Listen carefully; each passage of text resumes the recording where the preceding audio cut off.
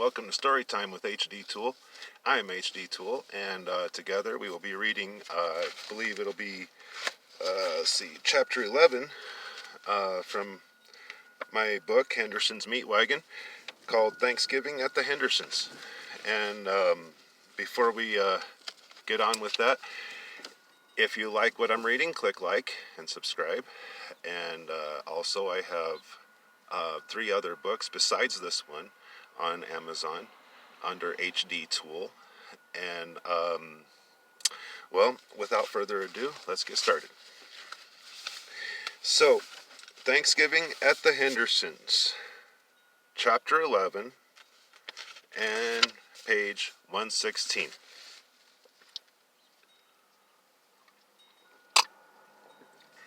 All right. So, every year, the Hendersons give a smoked turkey and a smoked ham to their employees for Thanksgiving, Christmas, and New Year's. Inside the plant, there are 3 huge stainless steel smokehouses, which they use to smoke pork bellies for bacon, hams, turkeys, or something miscellaneous for customer use. The smokehouses used a network of rails which were hanging below the low ceiling, with also a network of switches, so that large metal racks called meat trees that would be used to carry the meat of which could hold up to a ton of meat that would hang on the rails and would get pushed in the appropriate smokehouse. The smokehouse itself was vast and spacious, as they were located in the refrigerated side of the plant. The smokehouses had metal walls and were heated with natural gas, as smoke would get blown from a metal bowl that had wood chips and a heat plate underneath, with ductwork that went from the smoking wood chips to the stainless steel bowl to the inside of the smokehouse. From the smokehouse, the meat would get pushed outside the smokehouse on the opposite side of the smokehouse after it was done, and would then get pushed into a freezer where it is instantly chilled in the blast freezer with temperatures of less than 30 below zero for about an hour or 2, and then if it is pork bellies, they are put on a conveyor that will send the pork bellies through a machine that has blades spaced out evenly that they may cut into the bacon, and then it is packaged and sent out to either another store or put on the shelf in the Henderson's market, or it goes on the meat wagon for outside sales.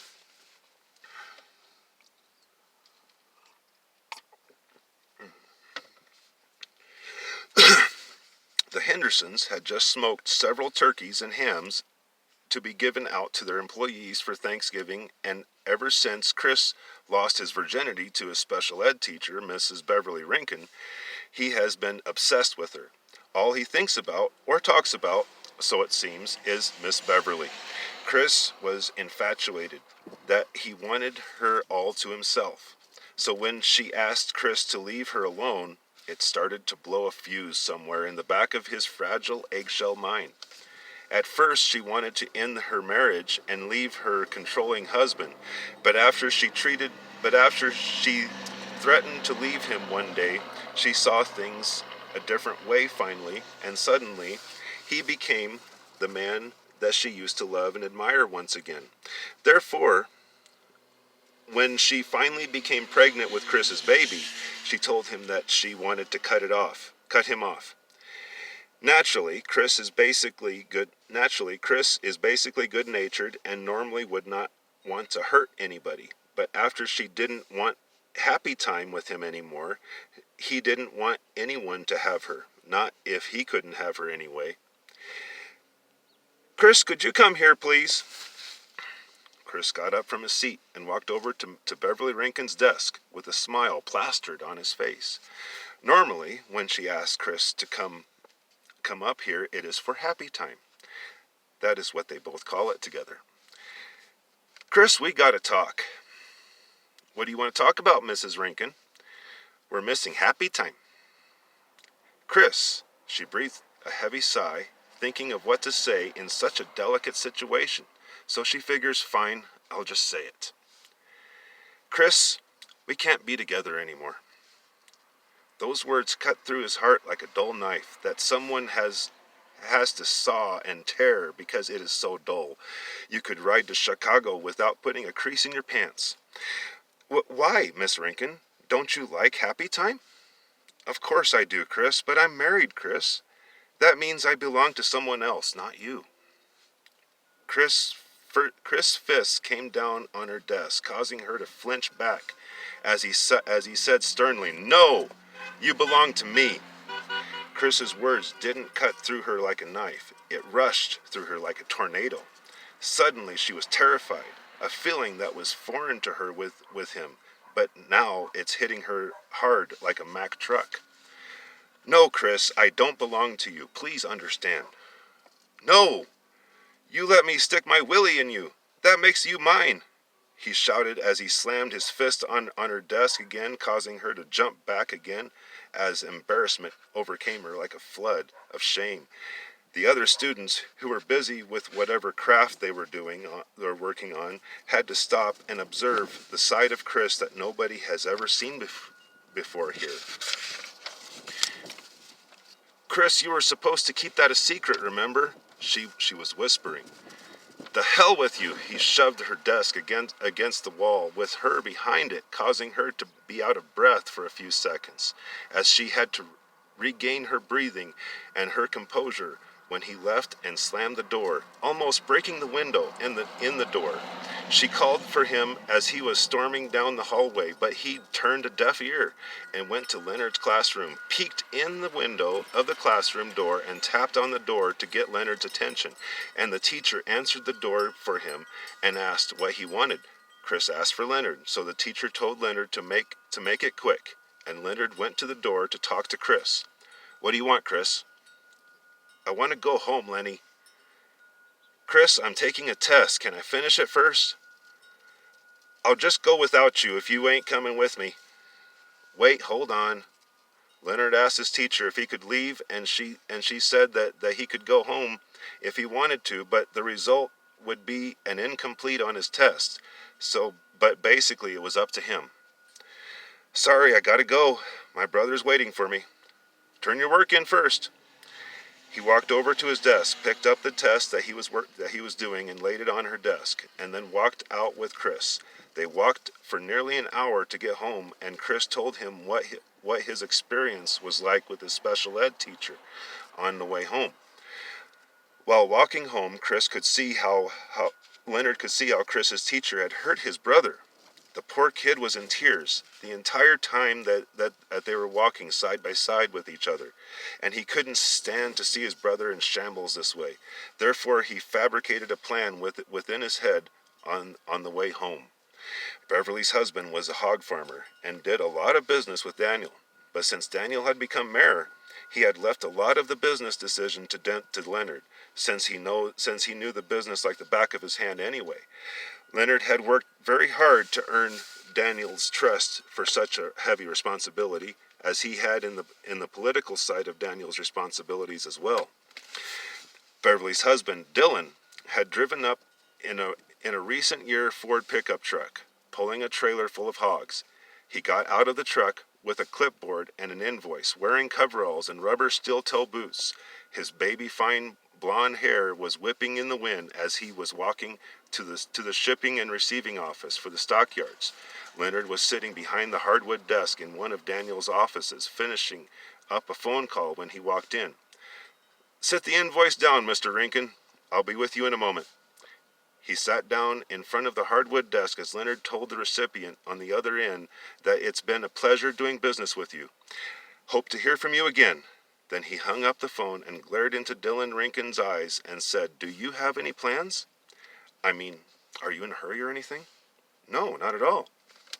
Good. Well, as you know, my father had put me in charge of the plant for at least the times anyway. Yes, of course. Congratulations, by the way. Thank you. Anyway, I would like you to come with me. I want to show you a few changes that I have made. That is, if you don't mind anyway.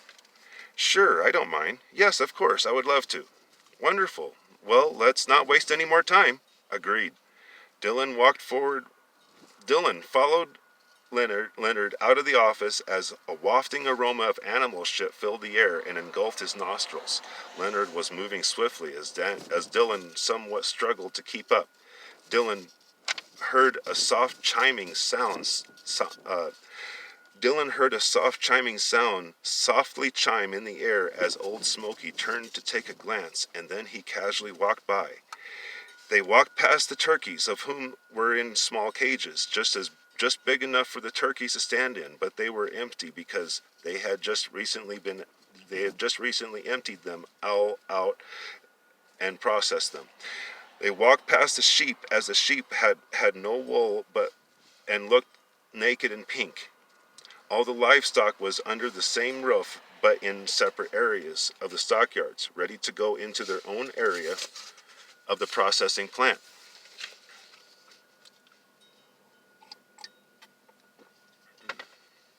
Finally, as Mr. Rinkin followed Leonard through the majority of the stockyards and is now on a catwalk standing over the hogs, he said, "We have looked through the majority of these stockyards. I'm sure we haven't seen anything new yet. Be patient, all in good time." As they were walking across the catwalk high above the hog pen in the stockyards, finally Leonard pointed to which involuntarily caused Dylan to look in that direction that Leonard was pointing and said, "See there? Do you see it?" "What? See what? I don't see anything new yet. What's the deal?" Just then, as Leonard said, "The deal is this." He shoved Dylan off the catwalk, causing him to plummet down into the pen of unsuspecting hogs. The fall itself caused him to break his leg like a twig, as you could see the broken piece of his femur bone sticking out of his leg, and he was curled up in pain, screaming in agony. "What did you do that for?" he screamed up at Leonard as Leonard had a package of black cats in his hand and holding a lighter to it, saying, "Do what for?" He dropped the lit package of black cats into the hog pen, and the firecrackers cracked and popped and echoed loudly through the stockyards like rapid machine gun fire. Then the hogs squealed and panicked, thereby trampling and crushing his spleen and breaking his ribs. He screamed in anguish as hogs were dancing on his face and breaking his jaw. Finally, a 300-pound hog smashed into him, sending his poor lifeless body to be knocked around like a rag doll, until finally one of the hogs, or all of them, who can really tell? But in any case, his neck ended up snapping like a chicken being ringed, and his dead, lifeless body remained getting trampled on until the hogs finally calmed down, leaving his body full of mud and shit and blood.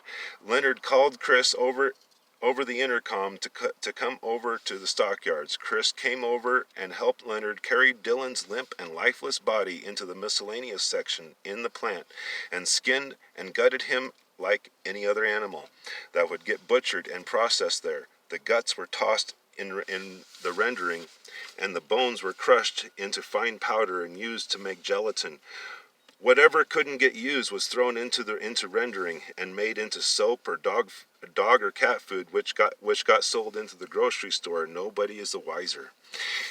Anytime the miscellaneous section is being used, whoever is using the much smaller section of the plant has to lock the door away from anyone else.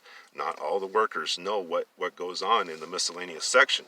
They only know that to keep their job, they must know how to keep their mouth shut.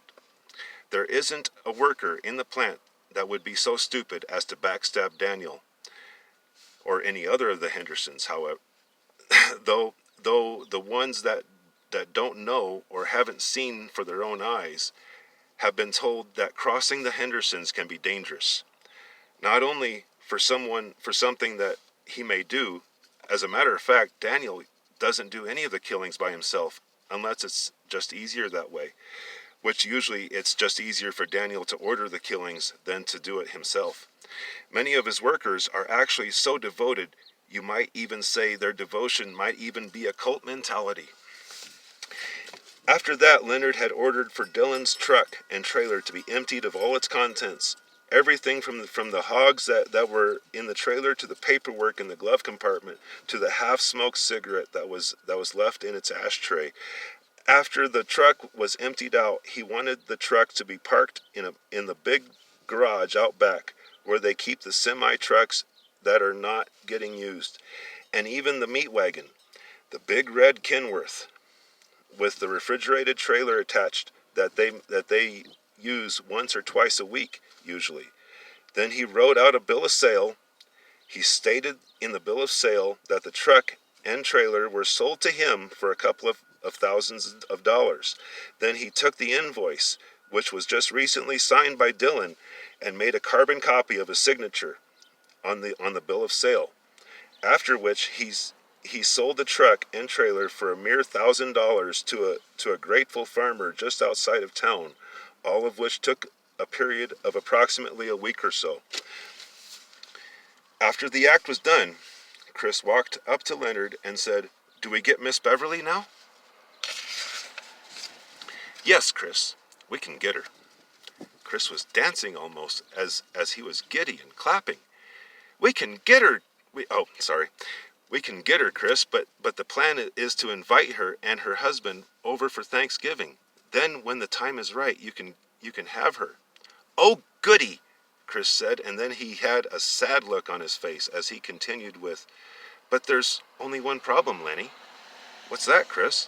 "Miss Beverly's husband is dead and all cut up now. We can't invite him." "I know that, you moron," he said as he smacked Chris on the back of the head, and then followed up with, "I know that, and you know that, but she doesn't." "Oof! Ouchie!"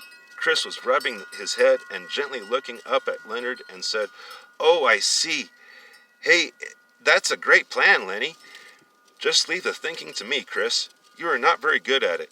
"Okay, Lenny." Chris was still rubbing his head. The next day, when Chris and Leonard went to school, Tabitha had taken her medication, and appeared at least somewhat normal. When she takes her meds, she don't hear the voices and don't find the need for Leonard to wear a dress for her amusement. Ever since Rebecca became Leonard's wife and now live with the Hendersons, she has been able to pacify Tabitha, at least at some level, since Tabitha is still having such a hard time recovering from the loss of her baby just a few months prior. Chris was coming downstairs with a permanent grin plastered to his glowing face. He was skipping over steps to get down. He was so giddy. I get to invite Miss Beverly over for Thanksgiving," he would sing out loud over and over. Then I can have my way with her. Woohoo!" He skipped and hopped over to the living room floor. "What do you mean, have your way with her, Chris?" Rebecca asked, and then turned to face Leonard somewhat angrily. "Well, what?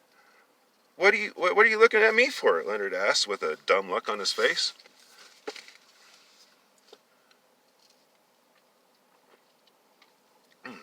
"What happened, Leonard?"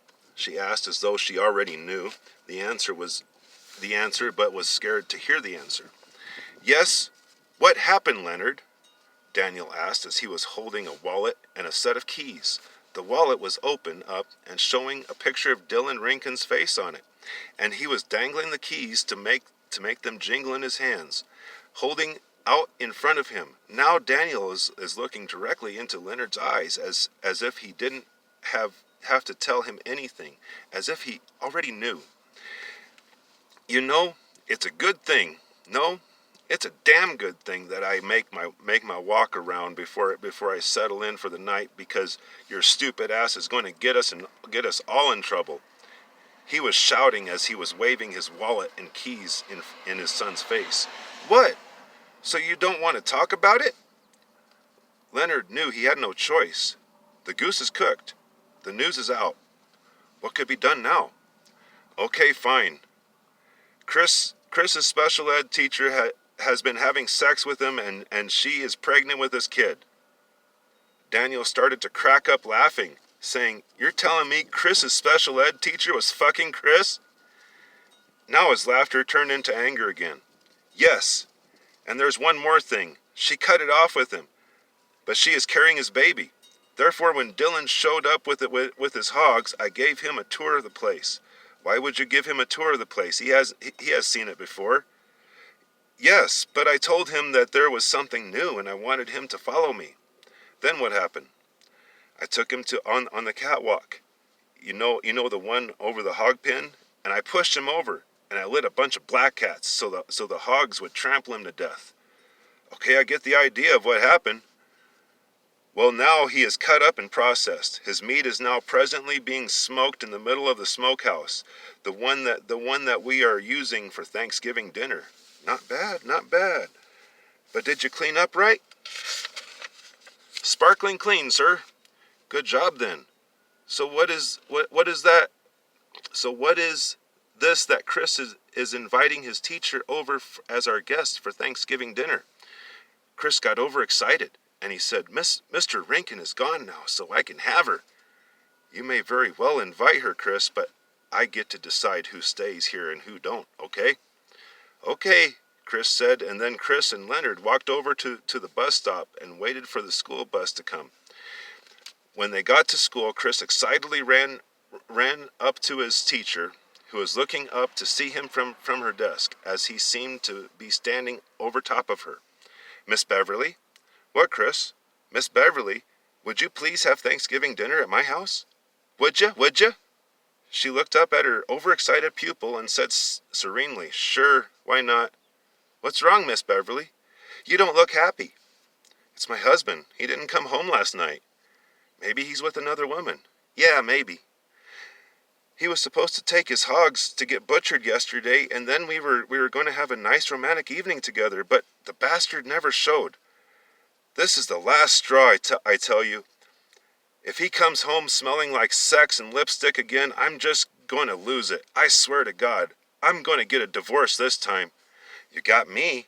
You're right, Chris. I'll stop moping. I'd be thrilled to have Thanksgiving at your house. Yay! Chris was beaming with excitement. What time would you like me over?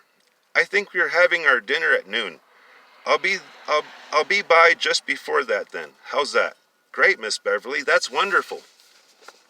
Chris was so excited that he began to leave the classroom to tell his brother. Where are you going, Chris? To tell my brother the good news.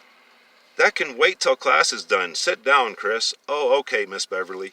Then he sat down to finish the class, but just as soon as the class was over, he ran to tell his brother that Miss Beverly was going to join us tomorrow, at which Leonard seemed to be happy for his brother. It is now Thanksgiving Day. Tabitha and Rebecca are in the kitchen, clucking away like a couple of hens in a hen house, as they were preparing the dinner.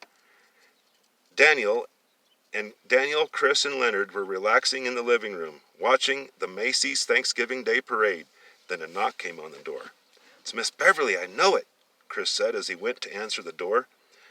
Chris opened the door as Old Smoky was standing there, waiting patiently. Well, are you going to let me in?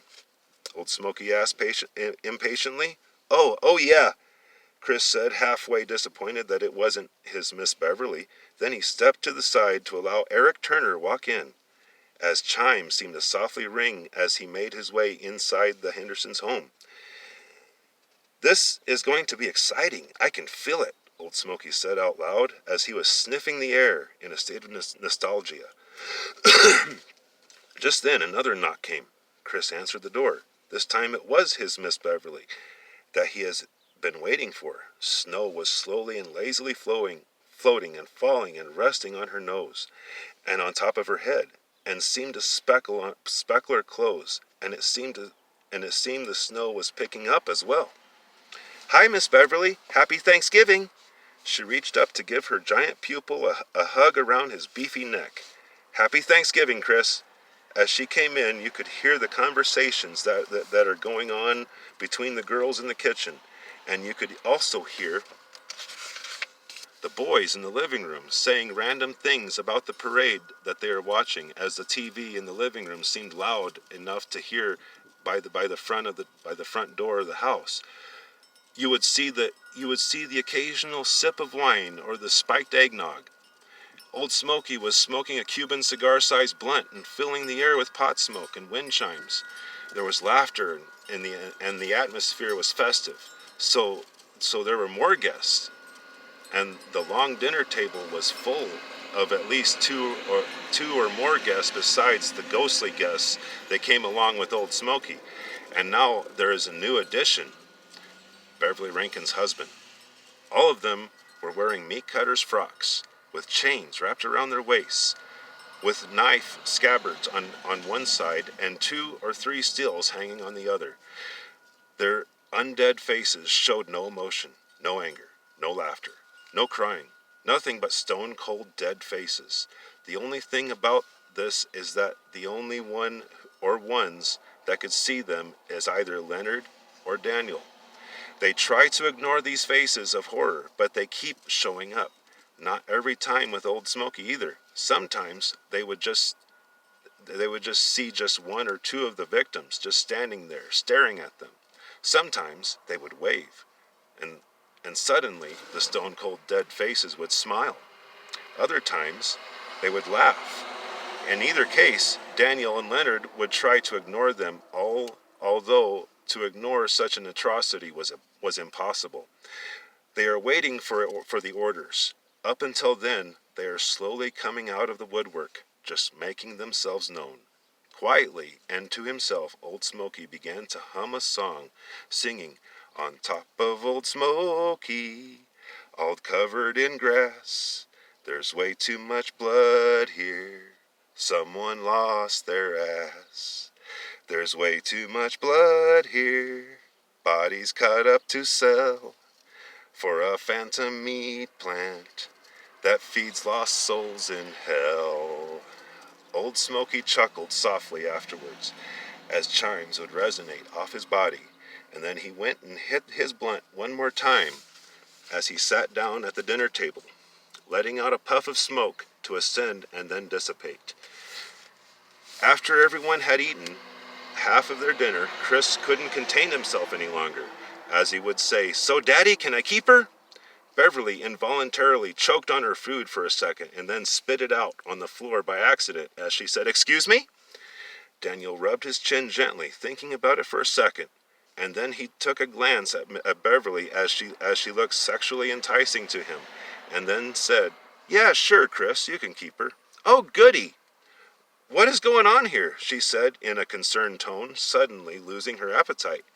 "Quite simple," Daniel said as he was making eye contact with her, and then continued with, "See, our son got you pregnant, and since you think it is okay to break his heart, you are staying with us for as long as he wants you to." "What? You can't do that. I'm married for one thing. My husband will be home soon. And I have a family. My God, you guys are batshit crazy." "My dear, your husband will not be coming home. And you will not be coming home either to a family that you don't have." Her eyes became large and stunned. Then he told Chris that he can put her in the room upstairs next to his. After he put handcuffs on her wrists that he got from the police station from being mayor, and told Chris, "There you go, Chris. Go upstairs and play." Chris led her upstairs, went in the room with her, and locked the door behind. Then after he satisfied himself from her sexually, he chained her to the wall in the room.